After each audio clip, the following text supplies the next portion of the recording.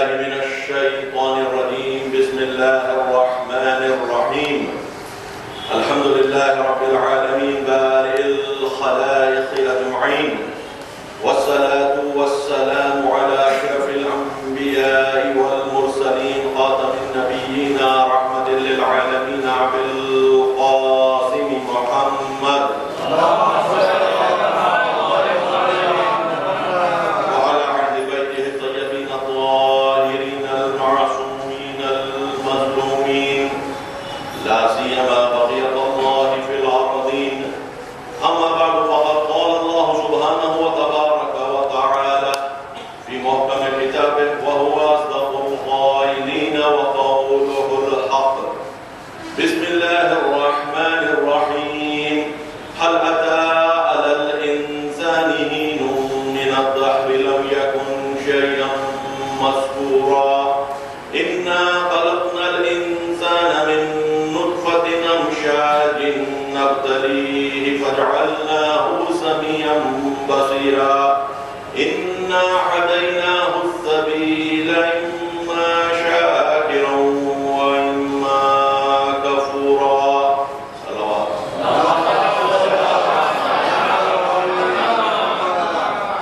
آج کی مجلس ہمارے اس 9 مجالس کے سلسلے کی چوتھی مجلس ہے. سلسلے کا عنوان انسانی ترقی میں دین کا کردار، اور جو آیات میں نے انتخاب کی وہ سورہ انسان یا جسے سورہ دہر بھی کہا جاتا ہے اس کی پہلی 3 آیتیں. ابتدا یہ ہو رہی ہے کہ انسان اس کیفیت میں تھا کہ اسے ذکر کرنے کے قابل چیز بھی نہیں سمجھا جاتا، اور بے شک اللہ نے اسے ایک مختلف چیزوں اور اشیاء سے بنائے ہوئے نطفے سے وجود میں لایا اور اسے آزمانا چاہا، بس نتیجتاً اس کو سمیع اور بصیر بنایا. پہلی مجلس میں ہم نے اس بات کا سلسلہ شروع کیا، نطفے کی حالت جو قابل تذکرہ بھی نہیں ہے اس کی کیفیت پر روشنی ڈالی گئی کہ کتنی معمولی سی بنیاد اس طریقے کی کہ ذکر کرنے کے قابل بھی نہیں ہے، جس میں مولا کا قول ہے کہ اے انسان تیری ابتدا نطفہ ہے اور تیری انتہا جیفا ہے. نطفہ جس کا تذکرہ ہم نے کیا گزشتہ مجالس میں، جیفا کہتے ہیں مردار جانور. تو انسان کی بدنی حیثیت سے اگر ہم دیکھتے ہیں کیفیت، تو ابتدا نطفہ ہے اور انتہا جیفا ہے کہ جس کی کھال سے بھی فائدہ نہیں اٹھایا جا سکتا. کوئی اور جانور ہو تو کم از کم اس کی کھال سے فائدہ اٹھایا جا سکتا ہے، اس کی تو کھال بھی نہیں ہوتی کہ اس سے فائدہ اٹھایا جا سکے. تو ادنا بدنی وجود سے شروع ہو رہا ہے اور ادنا بدنی وجود حتیٰ جانوروں کے وجود سے مردار جسم سے اس کا جسم بیکار ہوتا ہے. یہی سلسلے کو ہم نے دوسری اور تیسری مجلس میں آگے بڑھایا اور یہ کہا کہ انسان کو دوسری مجلس میں خصوصاً یہ سمجھ لینا چاہیے کہ اس کی خلقت کا مقصد ہی آزمایا جانا ہے. اس کی خلقت کا مقصد ہی آزمایا جانا ہے، کیونکہ اللہ کہہ رہا ہے اِنَّا خَلَقْنَاهُ مِن نُطْفَةٍ أَمْشَاجٍ. جو خلق کی بات کی ہو، ابتلا کی بات کی، نبتلی ہے، ہم اسے آزمائیں گے، اور اس لیے ہم نے اسے سمیع اور بصیر بنایا. قرآن میں اللہ اپنے آپ کو بھی سمیع اور بصیر کہتا ہے. اس عنوان سے قرآن میں جو آیت ہے کہ نفخت فیہ من روحی، میں نے انسان میں اپنی روح کی، اس کا مطلب یہ ہے کہ یہ روح کا اثر ہے کہ جو اسے سمیع اور بصیر بنا رہا ہے. ورنہ یہ نہ سمیع ہوتا نہ بصیر ہوتا، دوسری جانوروں کے جیسی اس کی آنکھ فقط ظاہر دیکھتی، باطن نہ دیکھ پاتی. صلوات بھیجے پر محمد وآلہ. اس کی آنکھ فقط ظاہر دیکھ سکتی تھی، باطن نہیں دیکھ سکتی تھی. جبکہ قرآن ابتدا میں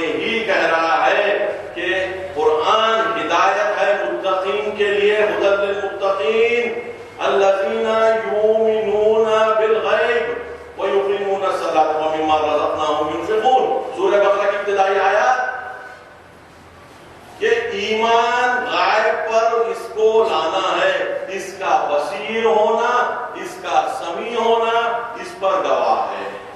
یعنی یہ اپنے آنکھوں سے وہ دیکھ سکتا ہے جو ظاہر نہیں ہے، اپنے کانوں سے وہ سن سکتا ہے کہ جو ظاہر نہیں. ظاہر کی چیز سے اوپر کی چیز کو بھی وہ استماع کر سکتا ہے. بصارت اور بصیرت میں فرق ہوتا ہے. بصیرت فقط دیکھنے کو کہتے ہیں، بصارت فقط دیکھنے کو کہتے ہیں، بصیرت عقل کے ساتھ دیکھنے کو کہتے ہیں. اسی طریقے سے سامع سننے والے کو کہیں گے جو بھی صدا آ جائے، لیکن سمیع کیونکہ اللہ کی صفت ہے اور اللہ آنکھ ظاہری نہیں رکھتا. اس کا مطلب یہ ہے کہ عقل کے ذریعے سے انسان کو سوچنا پڑے گا، انسان کو سننا پڑے گا. تو عقل آنکھوں کو بھی رکھتی ہے اور عقل کانوں کو بھی رکھتی ہے. کئی آیات میں قرآن نے افئدہ کا ذکر کیا ہے. ہم نے ان کو قلوب دیے، دل دیے، آنکھ دیا اور کان دیا، لیکن انہوں نے اس سے فائدہ نہیں اٹھایا. ہم نے یہ سب دیا تاکہ غیب پر ایمان لا سکیں، تاکہ آزمائش میں پورے اتر سکیں. اب یہ کوئی چیز غیب نام کی ہے کیا خدا کی مجلس میں یہاں سے آگے بڑھاؤں گا؟ کیا غیب نام کی کوئی چیز ایسی ہے کہ جو سامنے آ سکتی تھی؟ اللہ نے جس طریقے سے بچوں کو کھیل کے لیے کوئی چیز چھپا دی جاتی ہے، چھپا دی اور ہم سے کہہ رہا ہے کہ ڈھونڈ نکالو. کیا غیب ایسی چیز ہے جو دیکھی ہی نہیں جا سکتی آنکھوں سے؟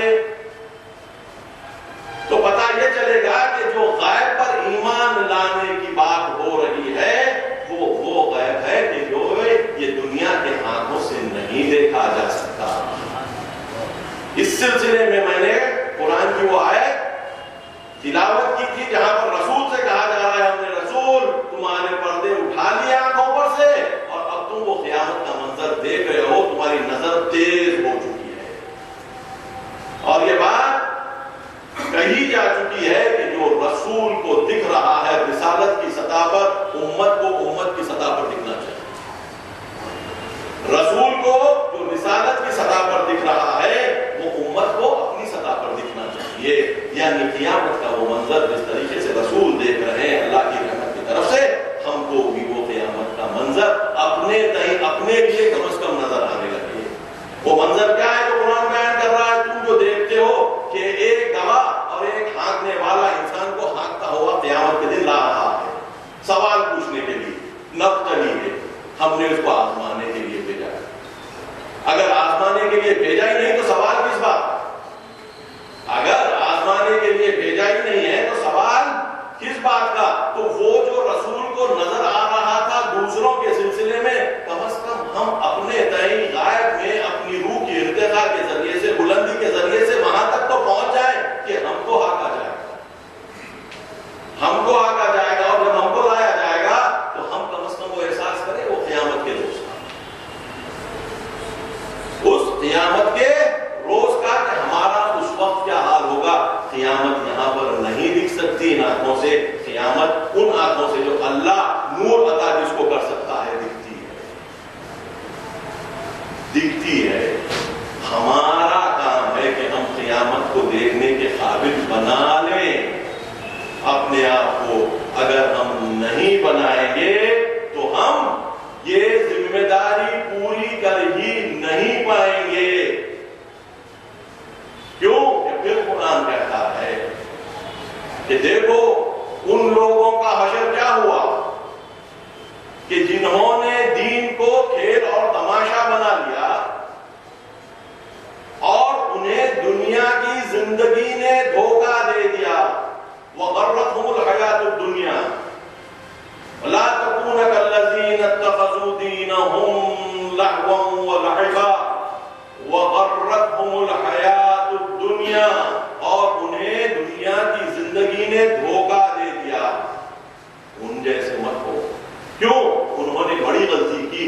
دین جو انسان کو قیامت تک لے جاتا ہے، دین جو انسان کو اپنی ذات میں دیکھنے کی توفیق عطا کرتا ہے، نہ وہ دیکھے نہ یہ دیکھے.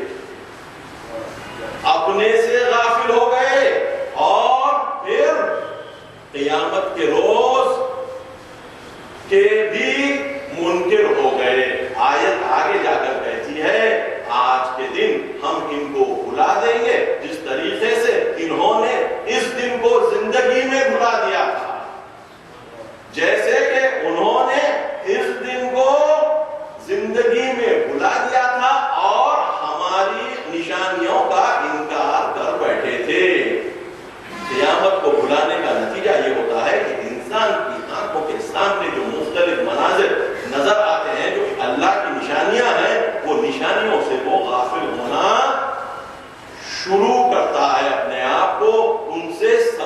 نہیں لیتا.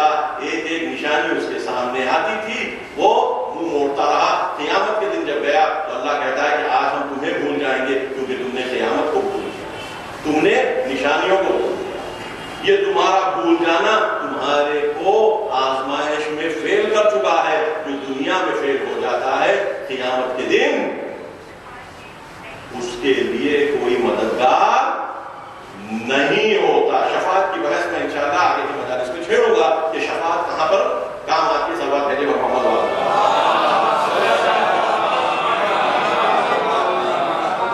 کل کی مجلس میں یہ بھی اشارہ ہوا تھا کہ اگر انسان خود اپنے بدن کی طرف دیکھے, انسان خود اپنے بدن کی طرف دیکھے تو اسے صاف پتہ چل جائے گا کہ اسے دنیا میں جو لایا گیا ہے اس کی بدن کی خوبیوں کی طرف سے نہیں لایا گیا ہے, اس کی عقلی صلاحیت کی طرف سے لایا گیا ہے. 20 سال کی عمر سے لگ بھگ اس کی زندگی عقلی طور پر آگے بڑھتی جاتی ہے, لیکن جسمی طور پر انحطاط شروع ہو جاتا ہے. میں نے کل کہا تھا کہ اگر جسمی طور پر جس طریقے سے 20 سال کے بعد انحطاط شروع ہو جاتا ہے اور عقلی ترقی ہوتی ہے, اگر وہی کیفیت بدنی ترقی کی ہوتی ہے, یعنی 60, 65, 70 سال کا انسان اور 20 سال سے عقلی طور پر جیسے آگے بڑھ رہا ہے اتنا ہی بدنی طور پر آگے بڑھ جاتا, تو پتا چلتا کہ انسان کو عقلی ترقی کے واسطے نہیں بنایا گیا بلکہ بدنی اور عقلی دونوں ترقیوں کے لیے بنایا گیا. یہ بدنی ترقی کا 20 سال کے بعد رک کر کم ہونا اور 20 سال کے بعد بڑھاپے تک انسان کی عقلی توانائی کا بڑھتا جانا, اس کی دلیل ہے کہ انسان کا ڈیزائن اس دنیا میں آزمائش کے لیے ہوا ہے. اس دنیا میں آزمائش کے لیے ہوا ہے. اگر ویسا نہ ہوتا تو پھر یہ ایسا نہ ہوتا. تو یہ نشانیاں ہیں جو انسان ایک ایک کر اکٹھا کرنے لگتا ہے. خود بخود انسان کو سمجھ میں آنے لگتا ہے کہ یہ دنیا کی زندگی آزمائش کی ہے, اور جب میں آزمائش میں ہوں تو میری عقلی قوت اور طاقت میری رہنما بنے گی. میری جوانوں سے خطاب ہے, میری عقلی قوت اور طاقت میری رہنما بنے گی.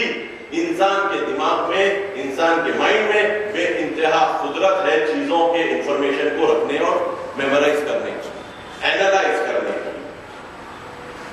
اگر یہ قدرت کو وہ صحیح طور پر استعمال کرے, دماغ میں وہ چیزوں کو جانے نہ دے جس کو نہیں جانا چاہیے, وہ چیزیں نہ دیکھے جو دماغ میں دیکھنے کے نتیجے میں سٹور ہو جائیں گی, اور وہ چیزیں دیکھے اور اکٹھا کرتا جائے کہ جو اس کے یہ امتحان میں آگے بڑھنے کے لیے ممد اور معاون ثابت ہوتے ہیں, مددگار ثابت ہوتے ہیں, تو وہ انسان ایک الگ انسان بن جاتا ہے.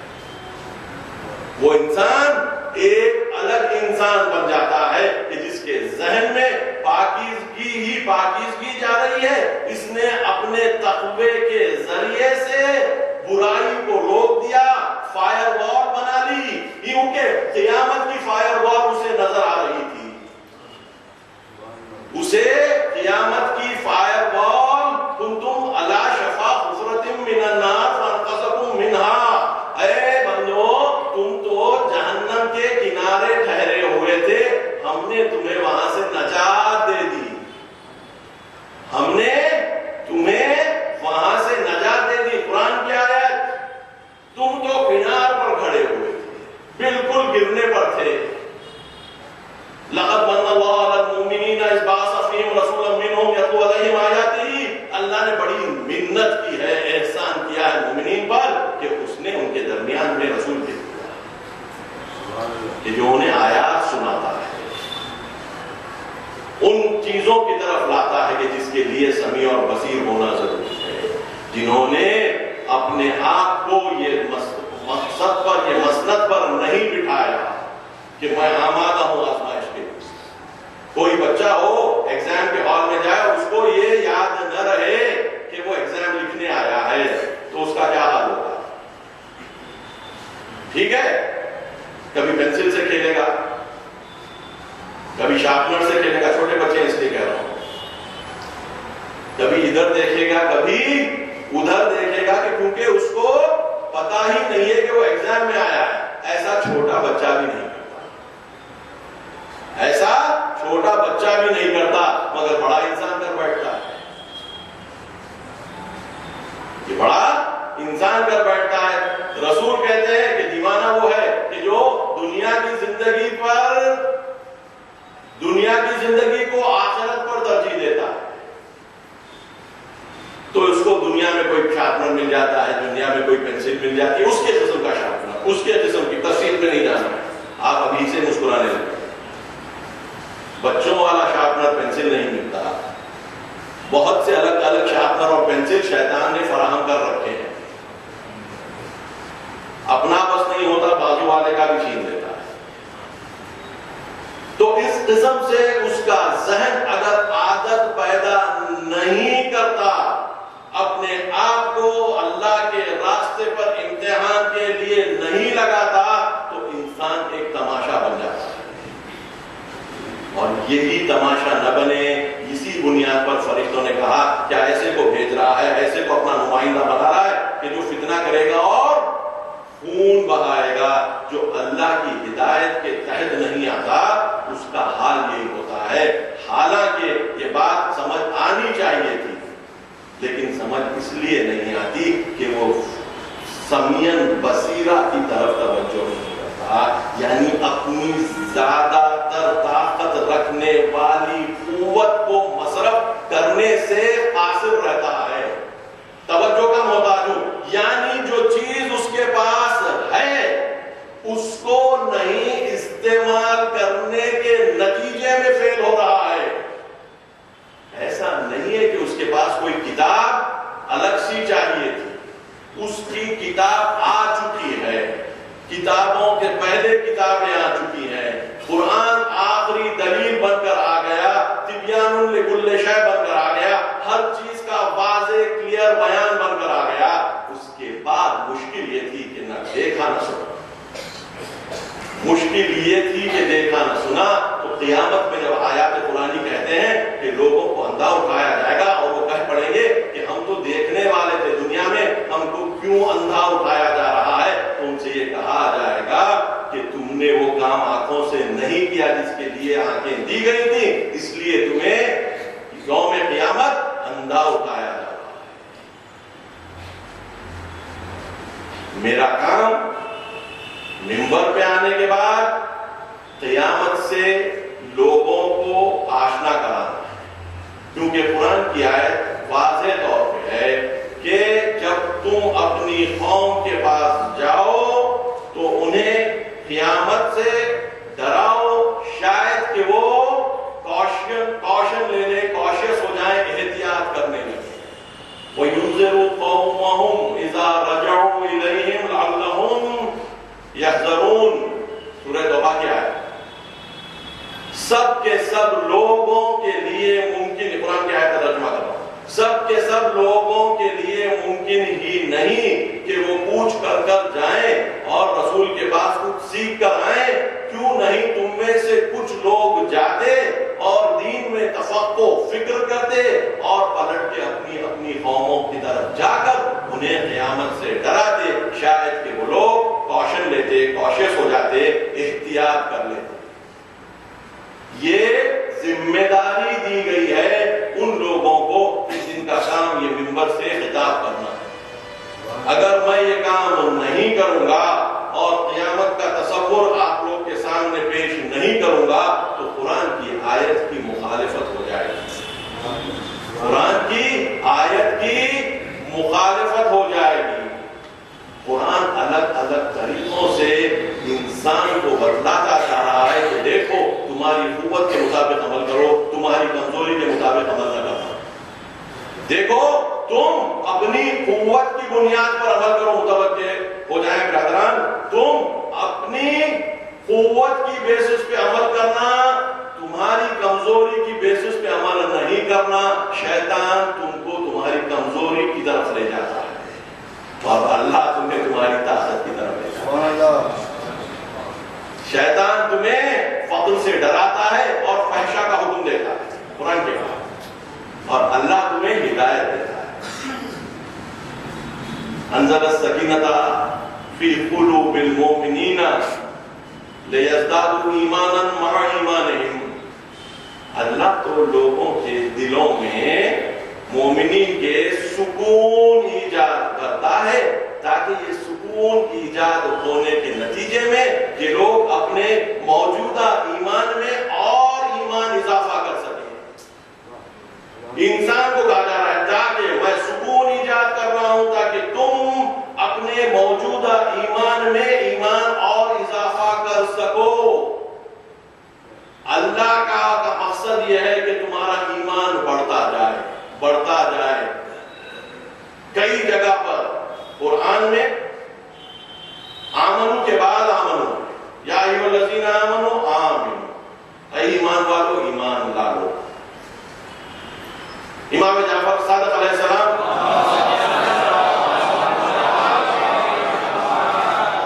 ارشاد فرماتے ہیں کہ ایمان کے 10 درجے، ایمان کے 10 درجے ہیں۔ انسان چاہے ایک درجے کے بعد دوسرا، دوسرے کے بعد تیسرا، تیسرے کے بعد چوتھا، جس جس درجے پر آگے بڑھتا جائے گا اللہ اسے اور آگے بڑھاتا جائے گا۔ الذین جاہدوا فینا لنہدینہم سبلنا، وہ لوگ جو ہم میں کوشش کرتے ہیں ہم انہیں یقیناً اپنے راستے دکھا دیتے ہیں۔ یہ اللہ کی رحمت کا طریقہ ہے کہ اللہ مختلف طریقوں سے ہمیں بلاتا جاتا ہے ہمارے ایمان کو بلند کرنے کے لیے، ایسی ہستیوں کو بھیجتا ہے کہ جو آ کر ہمارے ایمان کو بلند کرتے جائیں، بلند کرتے جائیں، اور ایسا نہ ہو جائے کہ ہمارا ایمان کمزور پڑ جائے۔ کئی طریقے سے دنیا کی زندگی کے بارے میں قرآن کہتا ہے وَاعْلَمُوا أَنَّمَا الْحَيَاةُ الدُّنْيَا لَهْوٌ وَلَعِبٌ، جان لو کہ بے شک دنیا کی زندگی کھیل تماشا ہے، وَزِینَةٌ، اور ایک چمک دھمک ہے، وَتَفَاخُرٌ بَيْنَكُمْ، اور تمہارے میں ایک دوسرے پر فخر کرنا ہے، وَتَكَاثُرٌ فِي الْأَمْوَالِ وَالْأَوْلَادِ، اور اولاد اور مال کے معاملے میں ایک دوسرے پر زیادہ آگے بڑھنے کی کوشش کرنا۔ یہ زندگی ہے، یہ دنیا کی زندگی ہے۔ کس صاف ستھرے طریقے سے قرآن دنیا کی زندگی کو ڈیفائن کر رہا ہے۔ کیا ہے دنیا کی زندگی؟ نہیں ہے سوائے اس کے کہ ایک لہر، کھیل تماشا، چمک دھمک، آپس میں فخر کرنا، مباحات کرنا، اور مال اور اولاد میں کثرت کو ایک دوسرے سے زیادہ کرنے کی کوشش کرنا۔ اللہ اس سے نہیں روکتا، اللہ انٹرٹینمنٹ سے نہیں روکتا، زینت سے نہیں روکتا۔ من حرم زینت اللہ التی اخرج لعباده والطیبات من الرزق، اس نے حرام کر دیا وہ زینت جو اللہ نے اپنے بندوں کے لیے نکالی ہے، والطیبات من الرزق، اور پاک رزق۔ اللہ نہیں روکتا، اللہ یہ چاہتا ہے کہ ہم ان سب چیزوں کو لینے کے بعد دینا سیکھیں، کیونکہ لے کر نہیں دینا یہ بخل ہے۔ لینے والا لے تو رہا ہے، دے نہیں رہا ہے، عدالت وہاں پر ختم ہوتی ہے۔ انسان کے پاس اپنا کچھ بھی نہیں ہے، خود بھی نہیں ہے، لیکن لیتا ہے پر دیتا نہیں ہے۔ لیتا کیسا ہے؟ رسول جو ایک یتیم تھے، رسول کی ولادت سے پہلے رسول کے باپ کا انتقال ہو چکا تھا، عبداللہ کا انتقال ہو چکا تھا۔ ایک یتیم کے ذریعے سے پوری دنیا پر احسان کروا دیا اللہ نے۔ ایسا یتیم کہ جس نے اپنے باپ کی صورت بھی نہیں دیکھی، احسان کیا نہیں کیا؟ تو میں نے بھی آیت کی لقد من اللہ علی المؤمنین اذ بعث فیہم رسولا منہم، بڑی منت، بڑا احسان کر دیا ہے اللہ نے کہ تمہارے درمیان، مومنین کے درمیان رسول کو بھیج دیا۔ ہم نے رسول سے لیا بہت لیکن دیا نہیں، یتیم عبداللہ سے لیا بہت لیکن یتیم کو دیا کچھ نہیں۔ صحیح کیا یا غلط کیا؟ لینے میں نہیں رکے، دینے میں کیوں رکے؟ ہوتا کہ اللہ سے لیا ہے تو اللہ کے لیے دینے میں کچھ بھی دیر نہیں ہوتی، یقین لینے میں نہیں ہے، اس لیے دیر دینے میں۔ یہ ہمارا بہت بڑا پرابلم ہے انسان کا کہ کیا صحیح ہے کیا غلط ہے اسے آسانی سے سمجھ میں نہیں آتا۔ اگر تم اللہ کا تقوی اختیار کرو گے تو ہم تمہارے لیے فرقان عطا کریں گے، وہ چیز دیں گے جو تمہیں صحیح اور غلط کا فرق بتلائے، صحیح اور غلط کا فرق بتلائے۔ ان یتقوا اللہ، اگر یہ تقوی اختیار کریں اللہ کا تو ہم ان کو فرقان عطا کریں گے۔ اور آیت کہتی ہے اگر تقوی اختیار کریں گے تو علم دیں گے۔ اتقوا اللہ ویعلمکم اللہ۔ تو جب فرق کرنے کی صلاحیت ہو جائے گی، جو چیز کو چھوٹا دیکھنا ہے اس چیز کو چھوٹا دیکھے گا، جو چیز کو بڑا دیکھنا ہے وہ چیز کو بڑا دیکھے گا۔ اگر فرقان نہیں نصیب ہوگا، تقوی کے ذریعے سے ہم فرقان حاصل نہیں کر پائیں گے، تب کیا ہوگا؟ بڑی چیز چھوٹی دکھے گی، چھوٹی چیز بڑی دکھے گی۔ جب بڑی چیز چھوٹی اور چھوٹی چیز بڑی دکھے گی، بڑی چیز کو جو سمجھ رہا ہے بڑی، اس کے لیے چھوٹی چیز کو جو سمجھ رہا ہے چھوٹی قربان کرے گا۔ نتیجے میں پیسے کی اہمیت بڑھ جائے گی، رشتے کی اہمیت گھٹ جائے گی۔ رشتہ چھوٹا دکھے گا، پیسہ بڑا دکھے گا، ہے نہیں، دکھ رہا ہے۔ یوں نہ تھا، میں نے فقط چاہا تھا یوں ہو جائے، تصور تھا۔ کسی پر الفت کی نظر کرنی تھی، کسی پر الفت کی نظر کرنی تھی، نظر الفت کی نہیں کی، شہوت کی کر دی۔ شہوت کے نظر کرنے کے اللہ نے طریقے اور اصول بنا دیے، کون تمہارے لیے حلال ہے اور کون تمہارے لیے حرام ہے۔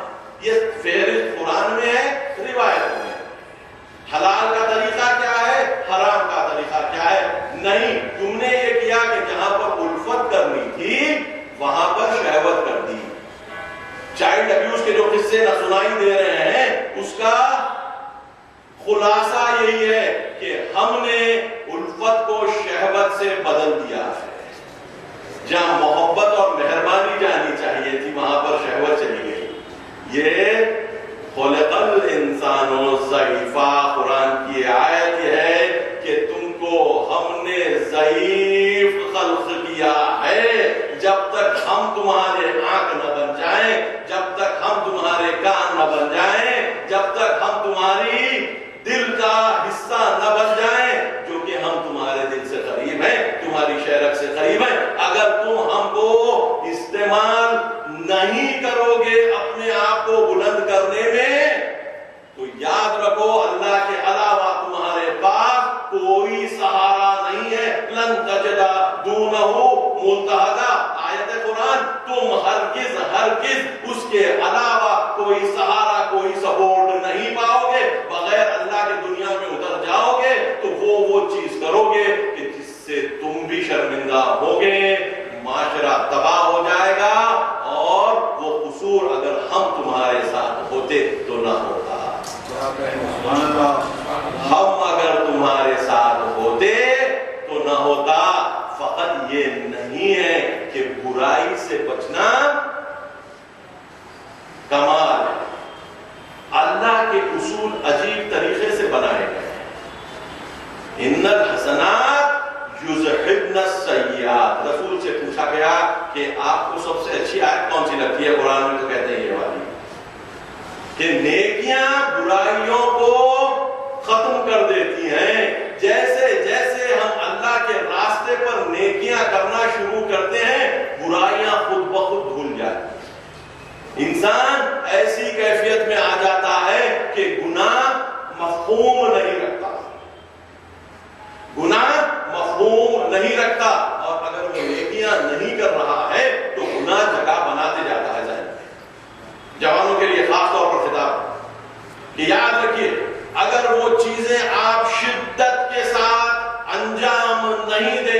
آپ کی پڑھائی کے تعلق سے ہو.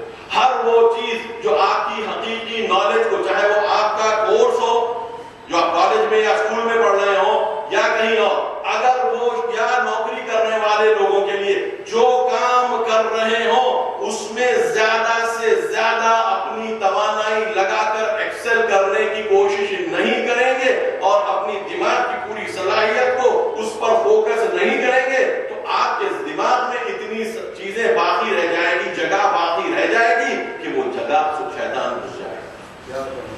اس جگہ شیطان گھس جائے گا. کیوں؟ کہ آپ نے جگہ بنا رکھی ہے.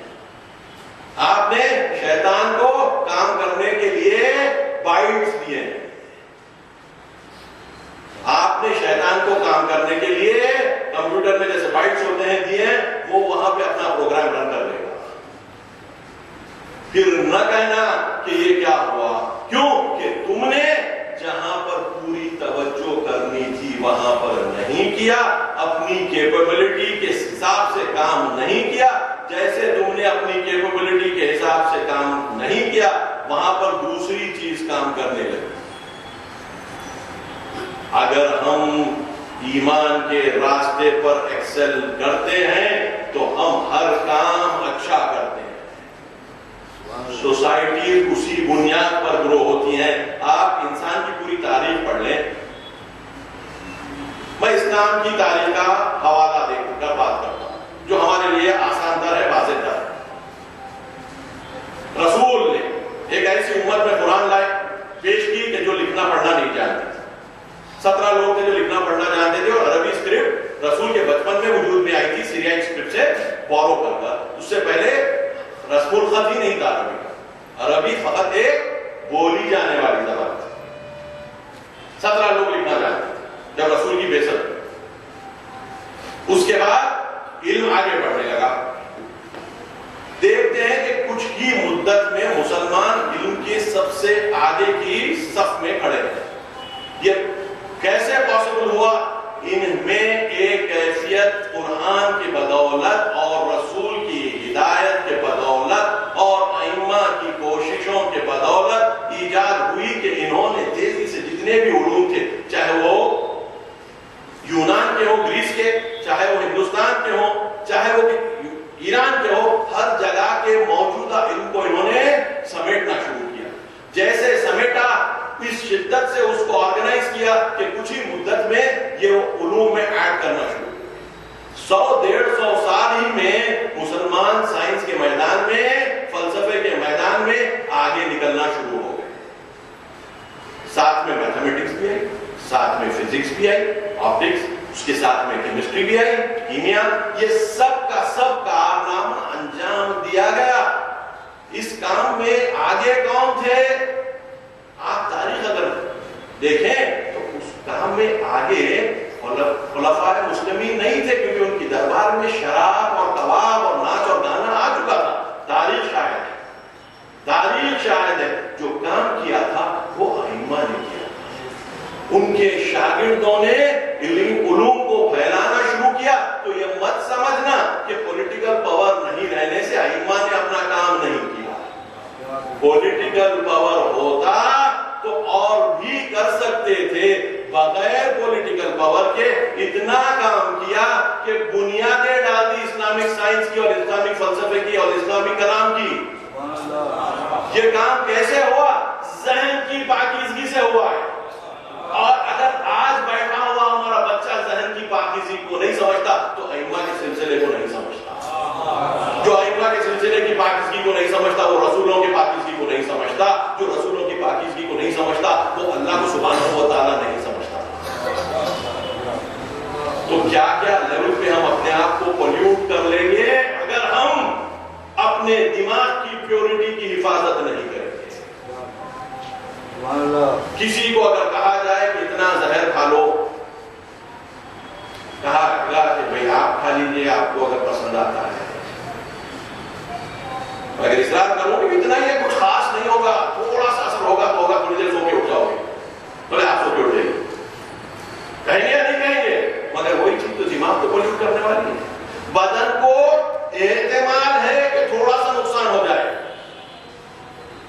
ٹھیک ہے، تھوڑا سا نقصان ہو جائے بدن کو تو کہیں گے نہیں یہ چیز ہمارے لیے صحیح نہیں ہے. اگر آپ کو صحیح لگتی ہے تو آپ اس کا استعمال کر لیں, لیکن جہاں پر روح کی بات آتی ہے, دماغ کی بات آتی ہے, وہاں پر سبب یعلمون ظاہر الحیات الدنیا وہم عن الآخرۃ هم غافلون, یہ تو دنیا کی ظاہری زندگی کو خوب سمجھتے ہیں لیکن آخرت سے غافل ہیں. آخرت سے غافل ہیں. جو آخرت سے غافل نہیں ہوتا وہ دماغ میں بھی کسی پوائزن کو جانے نہیں دیتا. جس طریقے سے جانتے بوجھتے بدن میں بھی کسی پوائزن کو جانے دینا پسند نہیں کرے گا. دین سیریس چیز کا نام ہے. دین اس چیز کا نام ہے کہ دنیا کی سب سے اعلیٰ ہستیاں اس پر اپنی جان دی. اس کو خالی جیا نہیں ہے, انہوں نے دین پر زندگی نہیں گزاری ہے, دین کے لیے اپنی جان دی. پیغمبروں کا سلسلہ کے جو مارے گئے, نیک لوگوں کا سلسلہ کے جو مارے گئے, دنیا کے بہترین نیک ترین لوگ انہی اصولوں کو سمجھانے کے لیے اپنی جان دیتے نظر آتے ہیں. تو ان کی اہمیت کو ہم کو سمجھنا چاہیے. آج کی دنیا میں چمک زیادہ ہے, آج کی دنیا میں چمک زیادہ ہے. نظر کو خیرہ کرتی ہے چمک تہذیب حاضر کی, چکا چوند کر دیتی ہے نظر کو چمک تہذیب حاضر کی. یہ سنائی مگر جھوٹے نگوں کی ریزہ کاری ہے, یہ سب چمک جھوٹ سے بنی ہوئی ہے. اس چمک جھوٹ سے بنی ہوئی ہے, سچ سے بنی ہوئی چیز. پھر قرآن کی طرف اشارہ کہ دیکھو جب تم پانی کو بہتا ہوا دیکھتے ہو اس پر کافی کف جمع ہو جاتا ہے. دیکھنے میں تو کف نظر آتا ہے لیکن جو لوگوں کو فائدہ پہنچاتا ہے نا وہ نیچے جو بہتا ہے وہ پانی ہے. اس طریقے سے اللہ نے روشن بیان کیا. وہ دکھتا ہوا کف جو ہے, جو جوش کے ساتھ پانی بہ رہا ہے تیزی کے ساتھ, وہ کف نظر آتا ہے لیکن کچھ دیر کے بعد وہ کف ختم ہو جاتا ہے اور جو بچ جاتا ہے وہ پانی ہے جو لوگوں کو فائدہ پہنچاتا ہے. اور جگہوں پر قرآن کہتا ہے کہ انسان جو پیاسا ہے دوڑتا ہے اور ایک سراب کی طرف, مراج کی طرف دوڑ پڑتا ہے. جب وہ جگہ پر پہنچتا ہے تو وہاں پانی نہیں دیکھتا, وہاں پر سراب دیکھتا ہے, مراج دیکھتا ہے. دور سے وہ چمک چمک نظر آتی ہے, جب قریب پہنچ جاتے ہیں تو چمک نہیں دکھتی. دور سے پانی دکھتا ہے لیکن جب قریب پہنچتے ہیں تو پانی نہیں دکھتا. دنیا کے گناہ وہی حقیقت رکھتے ہیں. جب پالو گے تو مٹ جائیں گے, جب پالو گے تو مٹ جائیں گے. آخرت کا ثواب تم کو چھوڑے گا نہیں قیامت کے لیے. جو آخرت کا ثواب کا کام یہاں پر کرتے ہو تو نہ یا دنیا میں چھوٹے گا وہ اس کا اثر, اور آخرت میں بھی چھوٹنے والا. انسان بنتا ہے اچھائیوں سے جب کہ وہ یقین رکھتا ہے میں اچھائیوں کے لیے بنایا گیا. انسان جب یقین رکھتا ہے کہ میں اچھائیوں کے لیے بنایا گیا تب وہ اچھائیوں پر ٹوٹ پڑتا ہے. اگر وہ ڈاؤٹ میں رہے کہ میں کیوں بنایا گیا ہے مجھے نہیں معلوم. قرآن ویسی بھی مثالیں دیتا ہے کہ جو لوگ کہتے ہیں کہ ہم کو اٹھایا نہیں جائے گا, ایسے ہی ہم وجود میں آ گئے, ایسے ہی ہم مٹ جائیں گے, اور پھر کون ہے کہ جو ہم کو خاک ہونے کے بعد جمع کرے گا. خاک ہونے کے بعد جمع کرے گا. قرآن کہتا ہے لقد علمتم نشأۃ الاولی فلولا تذکرون. جب تم اپنی پہلی خلقت جانتے ہو, جب تم اپنی پہلی خلقت جانتے ہو کہ ہم نے تمہیں مٹی سے پیدا کیا, مٹی کے ریزے ریزے بن کر جمع ہوئے, اس کی پوری جب مجموعے کی شکل نطفے کی شکل بنی, وہ نطفہ بڑھتے بڑھتے ہم آپ بن گئے. مٹی کے مٹی سے بنائے گئے. جو پہلی مرتبہ تو مٹی سے بن کر یہاں تک آ کے اس میں معجزہ نظر نہیں آ رہا ہے. جو پہلے کر چکا تھا پھر کیوں نہیں کر سکتا. قرآن یہ کہہ رہا ہے تو جو پہلے کر چکا تھا وہ پھر کیوں نہیں کر سکتا. پہلے نہ کرتا ہوتا تو تم اس کے گواہ نہ ہوتے. تمہارا خود کا وجود مٹی کا ہے. ایک ایک چھوٹا ریزہ اس کا پیچھا کیجئے, ایک پوائنٹ پہ جا کر مٹی میں تمام ہو جائے. آپ کی غذا, ماں باپ کی غذا, یہ ہر وہ چیز جو نطفے کو نطفہ بناتی ہے وہ مٹی سے بن کر ہم تک آئی. تو جب ہمارا پہلا وجود مٹی سے بنایا گیا ہے تو کیا وہ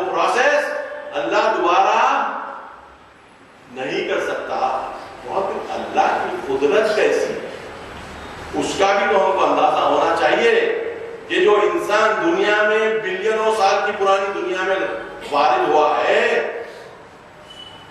بلینوں سال کے بعد انسان وجود میں آیا، لیکن انسان کا دوسرا جو ہم ریپروڈکشن کہتے ہیں، ازدیاد نسل کہتے ہیں، کتنے مہینے لگتے ہیں بچے کو کامل ہونے کے لیے؟ 9 مہینے، کچھ کم کچھ ہے، 9 مہینے. صفر سے شروع کر کر کامل بچہ متولد ہونے تک لگ بھگ 9، کچھ کم کچھ ہے. بلینوں سال لگے انسان کو دنیا میں لانے کے لیے، بلینوں سال. لیکن جب اللہ نے چاہا کہ ریپروڈکشن کے سائیکل کو تیز کر دے تو 9 مہینے. ہاں 9 مہینے. تو اقتدار کیسا ہے کہ فعال لما یرید، میں جو چاہا ارادہ کرتا ہوں اس کو کرتا ہوں. وہ ارادہ اللہ کا ہم کو اپنے اندر کام کرتا ہوا نظر آئے گا، قیامت نظر آ جائے گا.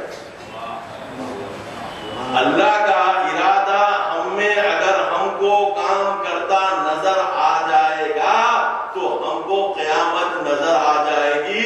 اللہ کا ارادہ ہم کو اپنے میں کام کرتا نظر نہیں آئے گا، ہم کو قیامت نظر نہیں آئے گی. جس کو قیامت نظر نہیں آئے گی، قیامت ایک لائٹ ہاؤس مانند چیز ہے، ایک روشنی مانند چیز ہے کہ جیسے شپ جو سمندر میں رہتے ہیں. آج کا زمانہ تو بدل گیا ہے، جب جس زمانے میں جی پی ایس نہیں تھا اس وقت جو ہے یہ کنارے پر جو لائٹ ہاؤس ہوتے تھے پتا چلتا تھا کہ ہم ساحل کے قریب آ چکے ہیں، ہم ساحل کے قریب آ چکے ہیں، اور وہ لائٹ ہاؤس کو دیکھ کر یہ اپنے ڈائریکشن کو صحیح کر لیتے. آج کے دور میں بھی ویسے اگر ہم قیامت کو دیکھ کر عمل کر رہے ہیں تو کبھی ہم اپنے راستے کو قیامت سے الگ نہیں کریں گے. آپ کے اور قیامت کے بیچ کے راستے کو صراط المستقیم کہا جاتا ہے. اہدنا الصراط المستقیم یوں ہی پڑھ رہے تھے ابھی تک، یہ قیامت بیچ میں کہاں سے آ گئی؟ یہ قیامت بیچ میں کہاں سے آ گئی؟ اہدنا الصراط المستقیم کا مطلب یہ تھا کہ دنیا کے راستے کو صحیح چلے. دنیا کا راستہ ختم کہاں ہوتا ہے؟ دنیا کا راستہ ختم قیامت میں کا ہوتا ہے یا کہیں اور جا کے ختم ہوتا ہے؟ اگر ذہن قیامت سے ہٹ جائے تو کہیں پر بھی ختم ہو سکتا ہے. شراب خانے پہ ختم ہو سکتا ہے، کہیں پر بھی ختم ہو سکتا ہے. انسان کو اگر وہ نظر آتا رہے، آئیے زندگیوں کو دیکھ لیجئے، ان کے ماننے والوں کی زندگیوں کو دیکھ لیجئے، نظر نہیں ہے. اور قیامت کہہ دیا چھوٹی بات کا ہمارے لیے شاید مناسب ہو، رسول اور آل رسول کے لیے تو اللہ سے نظر نہیں ہٹتی. میں نے قیامت ڈر اور خوف کی بنیاد کے اوپر اشارہ کیا ہے. حقیقت تو یہ ہے کہ انسان دنیا میں آئے تو اس کی نظر اللہ سے نہ ہٹے. یہ پوٹینشیل رکھ کر ہم دنیا میں بھیجے گئے، ہم میں انویسٹ کیا گیا ہے. اگر ہم اپنے آپ کو معمولی سمجھیں گے تو شیطان ہم کو اس سے زیادہ معمولی کر دے گا جتنا ہم اپنے آپ کو سمجھیں گے. کیا بات ہے، سبحان اللہ. اور اگر ہم یہ سمجھ لیں گے کہ جو اللہ نے فرشتوں کو کہا کہ کیا تو ایسے کو بھیجے گا کہ جو وہاں پر خون بہائے گا اور فساد کرے گا، اللہ نے کہا انی اعلم ما لا تعلمون، میں وہ جانتا ہوں جو تم نہیں جانتے. وہ اللہ کے علم کا ہم حصہ بن کے اگر ویسے بننے لگیں گے کہ تم لوگوں کو جھکا کر بتا رہا ہوں کہ اس کے اندر وہ چیز ہے کہ تم لوگ فخر کرو گے کہ اس کے سامنے میں نے تم کو جھکایا. تم لوگ اب نہیں جانتے، میری بات سن کر تم سجدہ ریز ہو رہے ہو، تم ڈاؤٹ رکھتے ہو کیونکہ اس نے کوئی کارنامہ بھی انجام نہیں دیا. میں چاہتا ہوں کہ یہ کارنامے انجام دیں.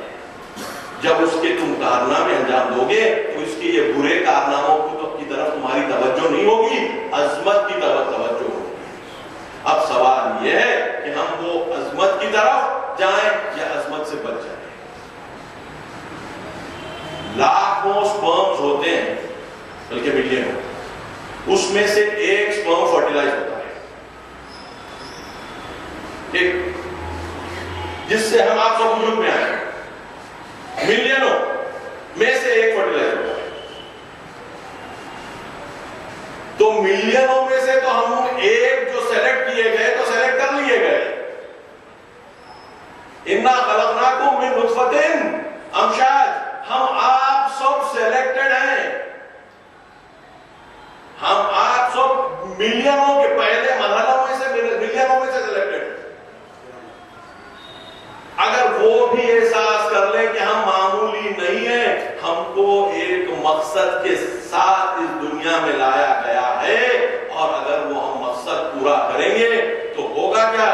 ہماری زندگی ربنا آتنا فی الدنیا حسنۃ وفی الآخرۃ حسنہ، اے مالک مجھے نیکیاں دنیا میں دے اور مجھے نیکیاں آخرت میں دے اور مجھے جہنم کے عذاب سے بچا دے. دنیا کی اچھائی اللہ آپ سے کھینچنے والا نہیں. دنیا کی اچھائی اللہ آپ سے کھینچنے والا نہیں ہے. کس کے لیے بنایا یہ دنیا؟ بنایا تو مومنین کے لیے تھا. دوسرے لوگ فائدہ اٹھا رہے ہیں اور مومنین بھی دوسروں کے طریقے پر جا کر فائدہ اٹھانا چاہ رہے ہیں. توجہ کم ہوتا ہے. بنایا خاصتاً مومنین کے لیے، دوسرے لوگ فائدہ اٹھا رہے ہیں. جو مومن نہیں بننا چاہتے، جو مومن ہیں وہ بھی چاہ رہے ہیں کہ دوسروں کی طریقے سے اس سے فائدہ اٹھائیں، مومن بن کر فائدہ نہ اٹھائیں. فائدہ ہوگا یا نقصان ہوگا؟ شارٹ ٹرم فائدہ ہو سکتا ہے، مگر شارٹ ٹرم فائدے کو فائدہ کہنا فائدے مند نہیں. لانگ ٹرم فائدہ فقط ایک ہی طریقے پر ہوگا، جو راہ اہل بیت ہے، جو راہ رسول ہے، جو راہ خدا ہے، جو انبیاء کا راستہ تھا، جو ہمارا آپ کا سب کا راستہ ہونا چاہیے. ہم کو دعا کرنی چاہیے دن اور رات کہ ہم کو وہ راستہ سمجھ میں آنے لگے، اور ایک دوسرے کو وتواصوا بالحق وتواصوا بالصبر، حق کی طرف بلانا پڑے گا، صبر کی طرف بلانا پڑے گا. جو چیز ایک دم اچھی نظر آ گئی 10 وقت سوچیں کہ صبر کر کر سوچیں، صبر کر کر سوچیں. نتاتنے لوگوں کے لیے دنیا نہیں بنی، صابرین کے لیے دنیا بنی. نتاتنوں کے لیے دنیا نہیں بنی، صابرین کے لیے بنی. صبر کر کر دیکھیں کہ اس میں کوئی مولا والی اگر بات سن لیں، اس میں اللہ کے ساتھ اس کو دیکھیں. اگر اللہ چاہتا ہے کہ تم اس کی طرف بڑھو تو بڑھ جاؤ، نہیں پر چاہتا ہے تو مت کرو. یہ علی نے کسوٹی بیان کی. میں نہیں دیکھتا کسی چیز کو مگر اس کے ساتھ اللہ کو دیکھتا. بری ہو گیا اچھی. جب میں نے کہا تھا میں مظلوم کو طاقتور سمجھتا ہوں اس لیے کہ اللہ کو اس کے ساتھ دیکھتا ہوں، اور ظالم کو کمزور سمجھتا ہوں کیونکہ اللہ کو اس کے ساتھ نہیں دیکھتا، مددگار نہیں دیکھتا. اس لیے اپنے بچوں کو وصیت میں کہا کونا للظالم خصم وللمظلوم ہونا. اے حسن و حسین، میری وصیت ہے کہ تم ظالم کے دشمن اور مظلوم کے مددگار بن جاؤ. تم ظالم کے دشمن اور مظلوم کے مددگار بن جانا. کیوں کہ اسی میں بھلائی ہے. بہت آسان ہے مظلوم کی طاقت کو دیکھ کر مرعوب ہو جانا، بہت آسان ہے ظالم کی طاقت کو دیکھ کر مرعوب ہو جانا. بہت مشکل ہے مظلوم کی کمزوری کو دیکھ کر اس کا ساتھ دینا. ہم فرد کے طور پر بہت کمزور ہیں. ہم اگر ایک سوسائٹی بن جاتے ہیں تو ہم طاقت بن جاتے ہیں. یہ بات آج کے زمانے میں بالکل واضح ہے. نمبر گیم کہتے ہیں، نمبر گیم کہتے ہیں. ہماری تو یہ حالت ہوگی 1 قوم میں 50 قومیں بنا لی، اب کا نمبر گیم ہو گیا. گیم شروع ہونے سے پہلے ختم ہو گیا. تحسبهم جميعا وقلوبهم شتى. قرآن تحسبهم جميعا وقلوبهم شتى.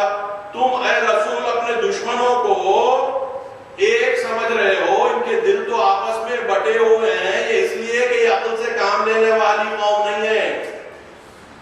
جو صفت رسول کے دشمنوں کی، منافقین کی اور مشرکین کی بیان کی گئی، کافرین کی، وہ آج ہم میں دیکھی جا سکتی ہے، واضح طور پر مشاہدہ کی جا سکتی ہے. ہم ٹوٹ گئے. کیوں؟ کہ ہم عقل سے کام نہیں لے رہے ہیں. وَيَجْعَلُ الرِّجْسَ عَلَى الَّذِينَ لَا يَعْقِلُونَ. قرآن کی اور ایک آیت، ہم شرک کی نجاست ڈال دیتے ہیں ان پر جو عقل سے کام نہیں لیتے. جو عقل سے کام نہیں لیتے شرک کی نجاست ان پر ڈال دیتے ہیں. عقل انسان کو سیدھا اللہ کی طرف لے جاتی ہے، قیامت کا تصور بڑا کر دیتی ہے، دنیا کو آزمائش گاہ سمجھنے پہ مجبور کرتی ہے، اور انسان کے کیریکٹر کو سنوارتے سنوارتے اس کے بعد کا جو مرحلہ آتا ہے، جیسے جیسے انسان اللہ سے قریب ہونے لگتا ہے، اللہ کی رحمت کا احساس اسے ہونے لگتا ہے، اللہ کی رحمت کا احساس اسے ہونے لگتا ہے. ہر سانس میں اللہ کی رحمت نظر آتی ہے، ہر سانس میں اللہ کی رحمت نظر آتی ہے. جب یہ کیفیت آ جاتی ہے تو گناہ مفہوم کھو دیتا ہے، گناہ مفہوم کھو دیتا ہے. گناہ وہیں پر مفہوم رکھتا ہے، میننگ رکھتا ہے، معنی رکھتا ہے جہاں پر اللہ نہیں ہو. نحن اقرب الیک من حبل الورید، ہم تم سے تمہاری شہرت سے زیادہ سمجھتے ہیں. انسان کے دل کو کون سی چیز وسوسہ کرتی ہے ہم خوب جانتے ہیں، اور ایک قرآن کیا ہے وہ سب جانتا ہے اور آمادہ ہے کہ ہم کو پوری طریقے سے ہدایت دے. قرآن کی اور ایک آیت، اِنَّا عَلَيْنَا لَلْهُدَىٰ، بے شک ہم ہی پر ہے تمام ہدایت کا دینا. اور رحمان اور رحیم ہے تو ہدایت کیا درجے پہ نہیں دی؟ کامل ہدایت دی. اکملت علیکم نعمتی کہا، تمہارے پر دین کی نعمت کو تمام کر دیا. ورضیت لکم الاسلام دینا، یہ پوری چیزیں اکٹھا ہو کر ملی ہیں. اب اور کیا ہوگا؟ اب اگر حل من مزید اگر ہم یہاں پر کہیں گے تو جہنم ہم کو اس دن حل من مزید کہے گی. حل من مزید اشارہ ہے کہ جہنم اور مانگے گی. کیا اور ہے؟ حل من مزید کا عربی میں مطلب یہ ہوتا ہے کیا اور ہے. تو جہنم روز قیامت حل من مزید کہے گی، اور ہے کیا، اور ہے کیا. اگر یہاں دنیا میں ہم یہ جو ہدایت کا اتنا بڑا، اتنا طاقتور، اتنا مکمل، اتنا کامل، اتنا تمام جو ذخیرہ اللہ نے ہمارے لیے آدم سے لے کر خاتم اور خاتم سے لے کر آج تک فراہم کیا ہے، اس کو ہم اگر زیادہ سمجھ کر اسے لوٹنے لگے، اچھائی کو لوٹنے لگو، برائی کو پیٹ کرنے لگو، راستہ ایک ہی. جیسے جیسے تم اچھائی کی عادت کرتے جاؤ گے برائی چھوٹی نظر آنے لگے. جو اچھائی مشکل دکھتی تھی وہ آسان ہو جائے گی، جو برائی سے بچنا مشکل دکھتا تھا وہ آسان ہو جائے گا. ایک کے بعد ایک درجے کو اللہ بلند کرتے جائے گا. اب وہاں پر یہ فکر نہیں رہے گی کہ مجھے گناہ سے بچنا ہے، اب یہ رہے گی کہ مجھے ثواب لوٹنا ہے. آپ کو ثواب اگر اتنا مثال دو، اگر اتنا ساتھ ڈھکار ہو سونے کی سامنے اتنی کہ جس کو آپ لوٹتے لوٹتے تھک جائیں تو آپ اس کو لوٹنا شروع کریں گے یا نہیں کریں گے؟ شروع کریں گے نا. وہ ڈھکار موجود ہے، آخرت والوں کے لیے موجود ہے، دنیا والوں کے لیے نہیں. دنیا والوں کے لیے دنیا بڑی مشکل سے ہاتھ کر مار کے ملتی ہے. عجیب مخمصے میں آ گئے. وہاں کا یقین نہیں ہے تو لوٹتے نہیں، یہاں کا یقین ہے تو ملتی نہیں. یعنی یہ کیا ہو گیا؟ جو چاہ رہے ہیں وہ ملتا نہیں ہے، جو تو کہتا ہے کہ ملتا ہے وہ چاہتے نہیں ہیں. تو وہی تو سب مشکل ہے. میرے ہو جاؤ، میرے ہو جاؤ تو میں بتلاؤں گا کیا چاہنا ہے، تو وہ چاہو گے تو میں چاہوں گا. قرآن کیا ہے؟ وما تشاءون الا ان شاء اللہ، وہ چاہتے نہیں مگر وہ کہ جو اللہ چاہتا ہے. اور اللہ کیا کہتا ہے کہ ہم تمہارے گزشتہ کے اور آگے کے گناہ بخش دیتے ہیں. رسول کے لیے ہے سورہ فتح میں. اب لوگ سمجھیں گے کہ رسول کے گزشتہ کے گناہ اور آگے کے گناہ، یہ کیسے بات ہو گئی؟ رسول تو معصوم، اور قرآن کہہ رہا ہے کہ اے رسول ہم نے تمہیں ایک بڑی کامیابی دی، فتح مبینہ، تاکہ ہم تمہیں تمہارے گزشتہ گناہ اور آگے آنے والے گناہوں کو بخش دیں. ما تقدم من ذنبک وما تأخر. یہ کیا چیز ہوتی ہے؟ یہ چیز ہوتی ہے کہ جب رسول عمل کرتا ہے، نیکی کرتا ہے، عبادت کرتا ہے، تو اس کو احساس ہوتا ہے کہ میں نے اپنے اللہ کی جیسی عبادت کرنی چاہیے ویسی نہیں کیا، وہ میرے لیے احساس گناہ ہے. وہ عبادت کر کے احساس گناہ کرتا ہے. اللہ کہتا ہے کہ تمہارے کو کامیابی دیا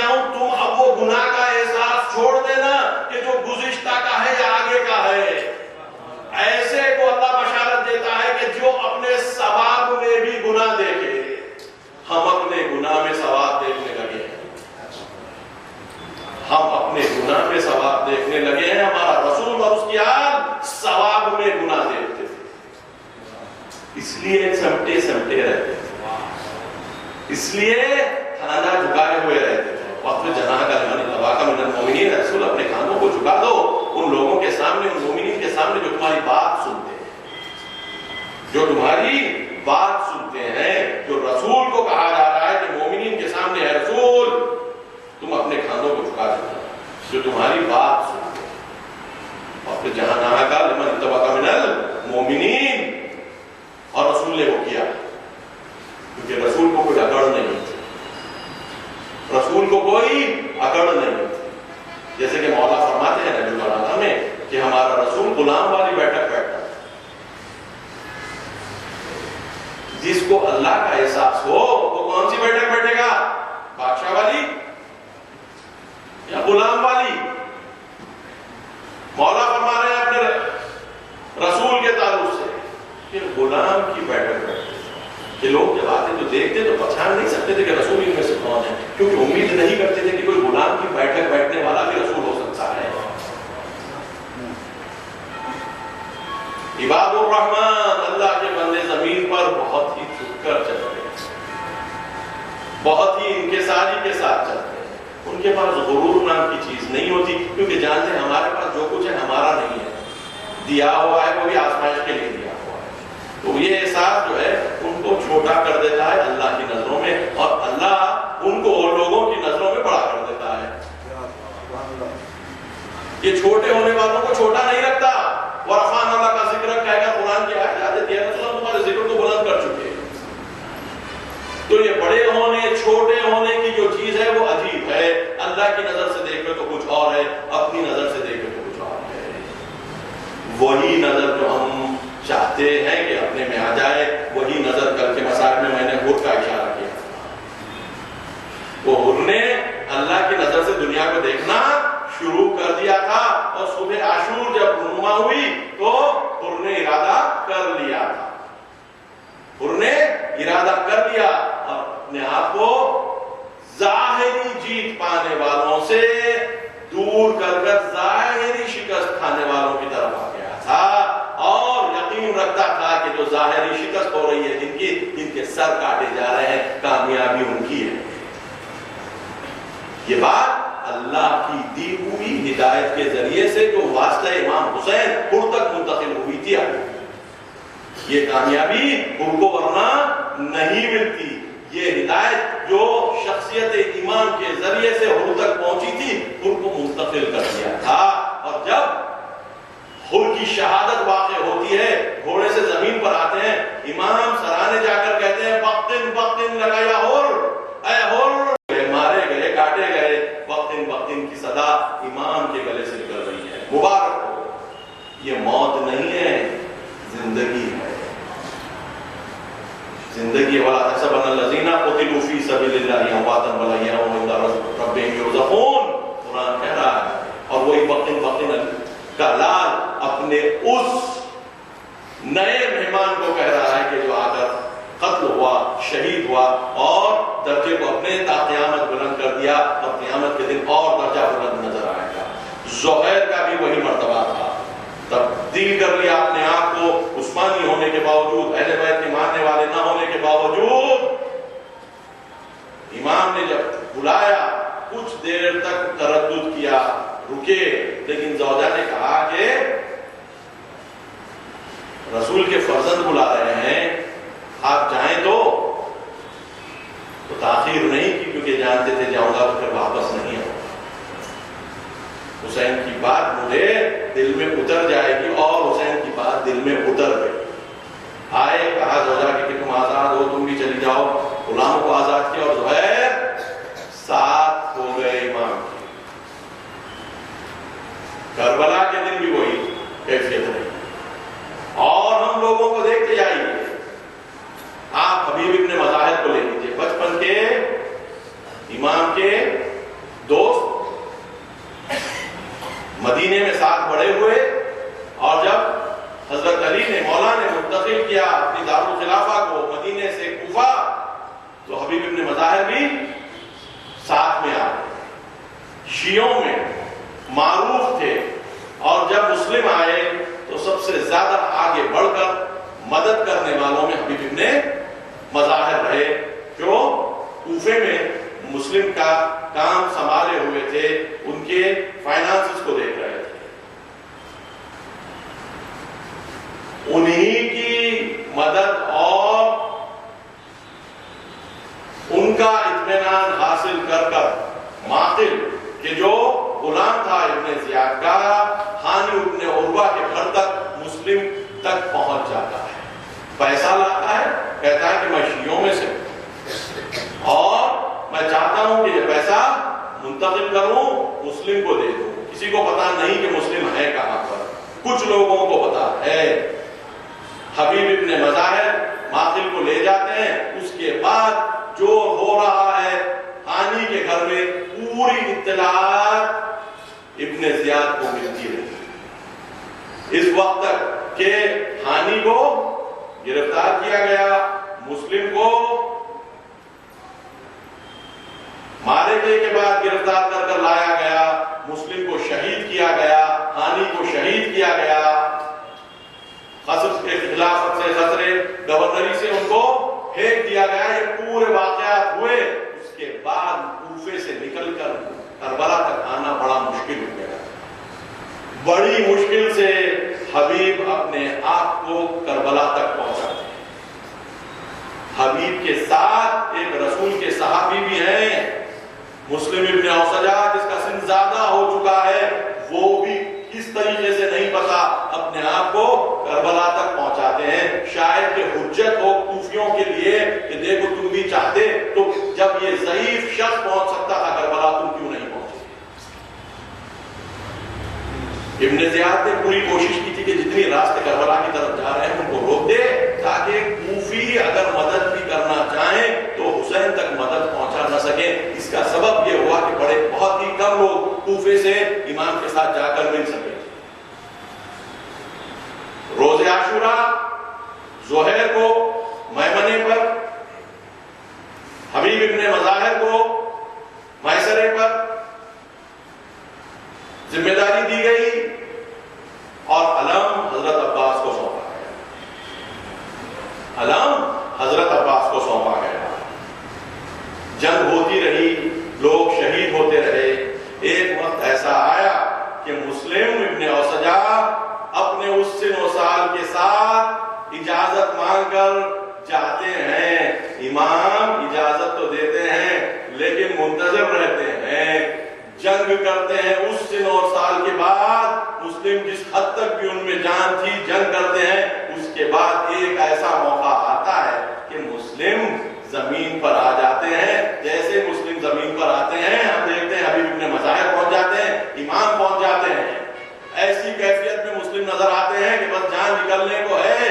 حبیب کہتے ہیں کہ اے مسلم، اگر مجھے پتا نہ ہوتا کہ میں بھی عنقریب تمہارے ساتھ ملنے والا ہوں تو میں تم سے وصیت کرنے کو کہہ دیتا، لیکن مجھے اب معلوم ہے، یقین ہے کہ میں کچھ دیر میں تمہارے ساتھ آنے والا ہوں، جڑنے والا ہوں.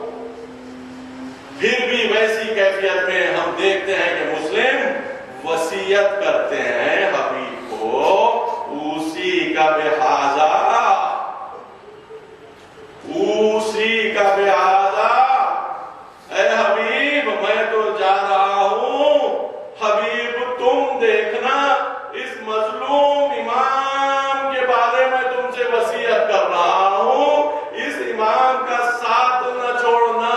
یقیناً حبیب نے ساتھ نہیں چھوڑا، لیکن جتنی بھی جنگ ہوئی آخر جو ہونا تھا وہ ہوا، اور حسین اپنی شہادت پیش کرنے کے لیے آمادہ ہو جاتے ہیں. مگر کیا نہیں خوشی نصیب ہوئی اس دن امام حسین کو، بچپن کا ساتھی حبیب شہید ہوا، نانا کا صحابی مسلم شہید ہوا، دشمن کی فوج کا حر شہید ہوا، عثمانی زہیر ابن قین شہید ہوا. یہ سب مل کر حسین کے دل کو کربلا کے دن شاد کیے ہیں، یہ عاشورے کے دن شاد کیے ہیں. اللہ ان کے درجات کو بلند کرے اور ہم میں بھی وہ توفیق عطا کرے کہ ہم دین کی حفاظت جس طریقے سے انہوں نے امام کی نصرت کر کے کی، ہم میں بھی وہ غیرت، وہ شجاعت، وہ ہمت پیدا ہو جائے، وہ ایمان پیدا ہو جائے کہ جس کے ذریعے سے ہم دین کی حفاظت کر سکیں۔ وآخر دعوانا الحمدللہ رب العالمین وسيعلم الذين ظلموا أي منقلب ينقلبون۔